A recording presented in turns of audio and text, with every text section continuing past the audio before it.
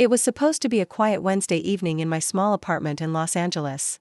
I had just returned from a grueling 12-hour shift at the police academy and was desperately searching for an important email from my instructor, something about scheduling changes for the upcoming firearms training. As I scrolled through my inbox on my personal laptop, one particular email caught my eye. It wasn't mine. My stepmom, who occasionally uses my computer when I'm away, had forgotten to log out of her Gmail account. At first, I didn't think much of it. I was exhausted and ready to shut everything down. But then, a single phrase jumped out at me: our/step-parents. Curiosity got the better of me. What could she possibly be doing on a subreddit like that? I clicked on the link, half expecting to find something mundane, a forum for parenting advice or maybe even complaints about household chores. Instead, what I stumbled upon felt like stepping into a nightmare. The screen filled with posts and comments so toxic, so venomous, that I felt my stomach drop. Each word seemed to stab deeper into my chest as I realized these hateful remarks were directed at me, my siblings, and even my biological mother. She criticized everything: my decisions, my lifestyle, even the way I hugged my dad. She lied about us to gain sympathy from strangers online, painting herself as some kind of victim while portraying us as ungrateful burdens. One comment read, "I can't wait until they turn 18 and leave. Then it'll just be me, my husband, and our toddler. No more noise, no more drama." Another mocked my deaf younger sister, saying, "Learning sign language is such a waste of time. When she's old enough, I'll kick her out anyway." At first, I thought this had to be some sort of sick prank. How could someone who smiled at me across the dinner table, who posed happily in family photos posted all over Facebook, harbor such hatred inside? She always appeared loving, almost too perfect. Just last month, she insisted we take a Christmas photo together because she wanted to capture the joy of our blended family. And yet here she was, spewing vitriol behind a keyboard, calling us names and fantasizing about the day we'd disappear from her life forever. The betrayal cut deep. I sat there, staring at the screen, tears streaming down my face. My hands trembled as I scrolled through page after page of her comments. Every line felt like another layer of trust being stripped away. I remembered all the times I offered to babysit her 3-year-old son so she and my dad could go on dates. She always refused, claiming I wasn't responsible enough. Now I know why: she didn't want me anywhere near him. She saw me as nothing more than an inconvenience, a shadow lingering in her otherwise perfect world. How could I have been so blind? For 5 long years, I believed she cared about us. I shared clothes with her, helped pay bills, cooked meals, and supported her during tough times. But none of it mattered. To her, we were outsiders, invaders threatening the real family she dreamed of having. The realization hit me like a freight train. I once thought she was the best mother we could hope for. But it turns out, she only saw us as a burden. As I closed the browser tab, one haunting question lingered in my mind: what I just read, is it real? Or is this some twisted joke meant to destroy us? As I delved deeper into her Reddit account, the sheer volume of toxic posts and comments overwhelmed me. Each word felt like a deliberate attack on everything my siblings and I held dear. It wasn't just criticism, it was calculated cruelty designed to tear us apart from our father. The first thing that caught my attention was a post she made about how burdensome we were. But it didn't stop there. Her hatred extended far beyond petty lies. One particularly gut-wrenching comment mocked my 16-year-old deaf sister: learning sign language? What a waste of time. When she turns 18, I'll kick her out anyway. My hands trembled as I read those words. This wasn't just mean-spirited, it was heartless. For years, my sister struggled with insecurity because SM never seemed interested in learning ASL, American Sign Language. We always assumed it was too difficult for her or that she simply lacked the patience. Now I know the truth: she never cared enough to try. Every time my sister proudly pronounced a new word, SM pretended not to hear her. She ignored her efforts, making my sister feel invisible and unworthy. The most devastating revelation came when I stumbled upon a thread where SM slandered me, accusing me of inappropriate behavior with my own father. She described harmless moments, like hugging him after a long day at work or taking a nap together during family movie nights, as unnatural and clingy. Her comments grew increasingly disturbing, with some users chiming in to sexualize these innocent interactions. One user even joked, "Maybe you should set boundaries before things get weird." Reading this made me physically sick. How could anyone twist something so pure into something so vile? And then there were the older posts, ones dating back years, that painted an even darker picture. In one thread, SM complained about my biological mother, calling her a troublesome woman who caused constant pressure. She fabricated stories about arguments that never happened and accused my mom of being manipulative. These comments left me questioning whether SM had been secretly plotting to sabotage their co-parenting relationship all along. Was this why she refused to let my dad spend holidays with us? Was this why she discouraged him from visiting my mom whenever we needed help? Every line I read cut deeper than the last. Each sentence felt like a knife slicing through my soul, I thought bitterly. I couldn't believe someone who smiled at me across the dinner table could harbor such venomous thoughts. She spoke of us as if we were strangers, invaders disrupting her perfect little world. Her disdain for my presence was palpable in every word. She dreamed of the day my siblings and I would leave, leaving behind only her, my dad, and their toddler son. To her, we weren't family, we were obstacles standing between her and the life she wanted. What struck me most was how methodical her hatred seemed. She didn't just vent frustrations, she crafted narratives to justify her feelings. In one comment, she wrote, "It's okay not to love your stepchildren. They're not your real kids, and they never will be." Other users agreed, encouraging her to prioritize her biological family. Their validation fueled her resentment, emboldening her to say things like, "I can't wait until they turn 18 and move out. Then it'll just be me, my husband, and our son. No more noise, no more drama." By the time I reached the final page of her comments, I felt hollow inside. The betrayal ran so deep that it was hard to breathe. I realized something horrifying: she doesn't just hate us. She wants us gone, for good. Her ultimate goal wasn't just to distance herself emotionally but to erase us completely from my father's life. The thought sent chills down my spine. If given the chance, would she really isolate him from us? Would she convince him to sever ties with his own children? The confrontation happened on a cold Saturday evening in late November. The air was heavy with tension as I walked into my father's house in Santa Monica, clutching printed screenshots of SM's Reddit posts and comments. My heart pounded so loudly that it drowned out the sound of the clock ticking on the wall. I knew this moment would change everything, there was no turning back now. I asked to speak with her privately first, hoping to give her a chance to explain herself before involving everyone else. She agreed reluctantly, her face pale but composed as we sat down in the living room. "What is this about?" she asked coolly, though I could see a flicker of panic in her eyes when she noticed the stack of papers in my hands. Without hesitation, I showed her the evidence. Her reaction was immediate and defensive. "This is just a place where I vent my personal feelings. You can't judge me for something private." Her words hit me like a slap across the face. Private? How could lying about us, mocking my sister, and fantasizing about kicking us out of our own lives be considered private? I shot back, my voice trembling with anger. "Venting? You call slandering us and making up lies about my family venting? This isn't therapy, it's poison." She tried to dismiss it all, claiming that Reddit was her escape from stress, but I wasn't buying it. Every excuse felt hollow, every justification more absurd than the last.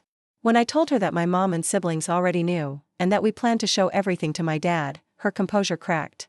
For the first time, I saw fear in her eyes. She stormed off to her bedroom, slamming the door behind her, refusing to talk further. When my father arrived home later that night, the atmosphere shifted to an even darker tone. At first, he didn't believe me. He thought it was some kind of misunderstanding, a cruel joke or exaggerated claims.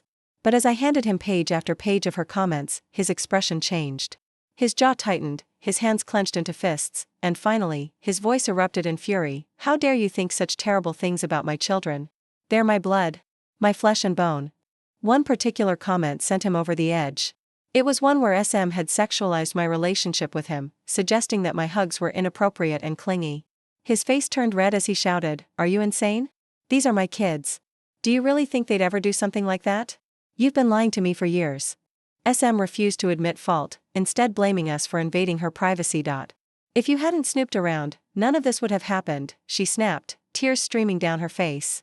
But her excuses only fueled my father's rage. He confronted her directly, demanding answers. Why had she lied about my mom being troublesome? Why did she mock my sister's efforts to teach her sign language? Why did she dream of isolating him from his older children? For hours, they argued, their voices echoing through the house. My younger brother clung to me, scared by the intensity of the fight, while my sister sobbed silently in the corner. The toddler, their son, was fast asleep upstairs, blissfully unaware of the chaos unfolding below. Finally, my father made a decision that shocked everyone. Grabbing a suitcase, he packed clothes for himself and his youngest child. As he stood in the doorway, holding the sleeping toddler in his arms, he turned to SM and said, "I trusted you. I gave you a home, a family. And this is how you repay me? I'm done." With that, he walked out into the night, leaving behind a woman who had spent 5 years pretending to love us while secretly despising our existence. The sight of him driving away under the dim streetlights felt like the end of an era. As I watched the taillights disappear into the distance, a chilling question lingered in my mind: can our family ever heal after all this? The aftermath of the confrontation left our family in shambles. The emotional wounds ran deep, and each of us coped, or failed to cope, in our own ways. My younger sister, who had always been a beacon of resilience despite her struggles with being deaf, broke down completely. That night, after everything came to light, she cried for hours in my arms. "Why does she hate me so much?" she sobbed, her voice trembling. "Is it because I'm not good enough? Am I really that much of a burden?" Her words pierced my heart. For years, she had worked tirelessly to communicate with SM, only to be met with indifference and mockery behind closed doors. Now, she felt like an outsider in her own home, a fragile bird whose wings had been clipped by someone she trusted. My brother, on the other hand, reacted with anger. He refused to speak to SM or even acknowledge her presence. When he wasn't seething with rage, he was consumed by guilt, blaming himself for not noticing sooner how toxic she truly was. One evening, as we sat together in my mom's living room in Orange County, he confessed something that shocked me. "I thought about transferring schools," he admitted. "I can't stand being around her anymore. Every time I see her face, all I think about is what she said about you and sis." His fists clenched tightly as he spoke, his knuckles turning white. It was clear that this betrayal had ignited a firestorm of resentment within him, a firestorm that might take years to extinguish. As for me, the weight of everything felt suffocating. I couldn't sleep. Night after night, I lay awake staring at the ceiling, replaying every hateful comment, every lie, every moment of deceit in my mind. During the day, I tried to focus on my training at the police academy, but even there, my thoughts were clouded. My instructors noticed the change. One of them pulled me aside during a break and asked if everything was okay. "You seem distracted lately," he said gently. But how could I explain? How could I put into words the depth of betrayal I felt? Instead, I forced a smile and muttered something vague about stress. Just when I thought things couldn't get worse, another bombshell dropped. A Reddit user messaged me privately to inform me that details of our story had leaked onto TikTok. Someone, presumably SM herself, had tipped off others in the r/stepparents subreddit, warning them about the exposure. The post quickly gained traction, garnering thousands of views and comments. While most users condemned SM's behavior, some defended her, claiming she was just venting and didn't deserve to have her private life exposed. Panic set in as I scrolled through the TikTok videos. Faces blurred, names changed, but the essence of our story remained intact. What if someone recognized us? What if my siblings' friends stumbled across these posts?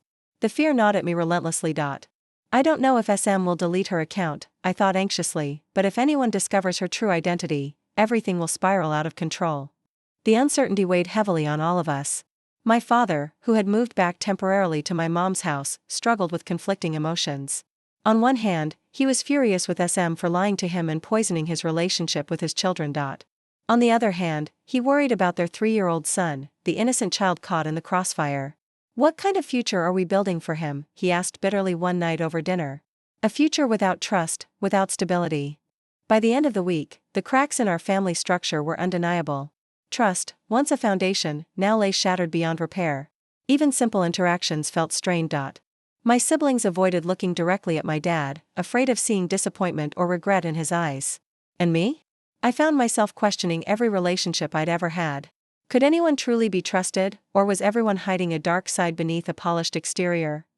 The final blow came late one night as I sat alone in my room, scrolling through screenshots of SM's comments. Each word seemed to echo louder than before, haunting me like ghosts from the past. As tears streamed down my face, I realized something chilling. This story isn't just about broken trust within our family, it's about losing faith in humanity itself. As I sit here in my small apartment in Los Angeles, staring at the pile of screenshots that exposed SM's toxic double life, I can't help but reflect on everything that has happened. The betrayal runs so deep that it feels like a scar etched into my soul, one that may never fully heal. This experience has taught me a painful lesson. Sometimes, the people closest to us are the ones who hurt us the most. It's ironic, isn't it? We spend years building trust with someone, only to discover that behind their smile lies a reservoir of hatred and resentment. But what about the future? Can SM ever recognize her mistakes and change? Or will she continue living in denial, blaming everyone else for her own shortcomings? I want to believe that people can grow, that they can confront their flaws and become better versions of themselves. Yet, after reading thousands of words filled with venom and deceit, I find it hard to imagine her waking up one day and deciding to apologize. Her actions weren't just careless, they were calculated. Every lie, every cruel comment, was designed to isolate us from our father and create a narrative where we were the villains. And then there's the question of whether our family can heal. My siblings and I have always been close, bound by shared memories and unconditional love. But this betrayal has fractured something within us.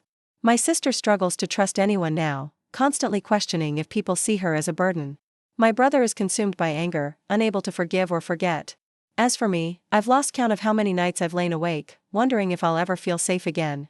Can we rebuild what was broken? Or is this damage permanent? The hardest part is knowing that our 3-year-old half-brother is caught in the middle. He deserves a stable, loving environment, not a household torn apart by lies and hatred. My father tries his best to balance things, visiting him daily while staying elsewhere, but the tension between him and SM lingers like a storm cloud. Will he ever be able to look at her without feeling disgust? And more importantly, will he be able to shield his youngest son from the fallout of this shattered relationship? This story ends not with closure, but with an open-ended question: can trust be rebuilt, or has it been broken forever? For now, the answer remains unclear. Some wounds cut too deep to mend easily. Trust, once shattered, requires immense effort to piece back together, and even then, it may never feel the same. Still, this story isn't just about a broken family, it's a cautionary tale about the destructive power of dishonesty. SM's actions remind us that words matter. Lies, no matter how small, can snowball into something monstrous, tearing apart lives and leaving behind scars that may never fade. Her Reddit account wasn't just a place to vent, it was a weapon used to justify her hatred and manipulate others into validating her twisted perspective. As I finish writing this, I'm reminded of a quote I read somewhere: the truth may hurt for a moment, but lies hurt forever. Maybe one day, SM will realize the damage she caused. Maybe she'll seek therapy, confront her insecurities, and learn to see us not as enemies, but as human beings worthy of respect.